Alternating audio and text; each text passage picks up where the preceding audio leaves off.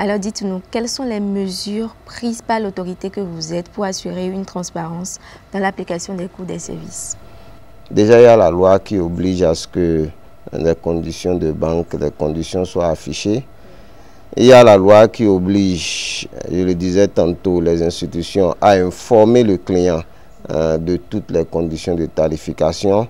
Et non seulement le taux d'intérêt, parce que lorsque vous faites un crédit, on vous donne le taux d'intérêt, mais suivant la durée du crédit, il y a des frais accessoires qui font que le taux peut être élevé. C'est pourquoi nous parlons de taux effectif global, qui est le taux global du crédit. Donc le client, le bénéficiaire des services, a l'obligation d'être informé sur ces questions. Et nous, dans le cadre de notre mission au niveau de l'agence, à chaque fois que nous nous déplaçons sur le terrain, parce que l'agence, pour faire son travail, fait typiquement ce que nous appelons du contrôle sur pièce. Donc nous analysons la documentation qui nous est fournie pour identifier les risques, mais également du contrôle sur place. Nous nous déplaçons vers les institutions. Donc dans le cadre de ce contrôle-là, nous veillons à ce que toutes les conditions soient respectées.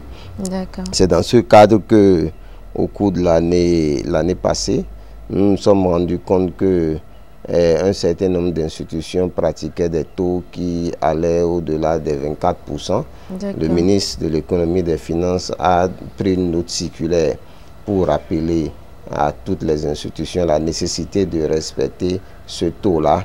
Et nous avons même initié une campagne de communication justement pour attirer l'attention des populations sur leurs droits en matière de services financiers.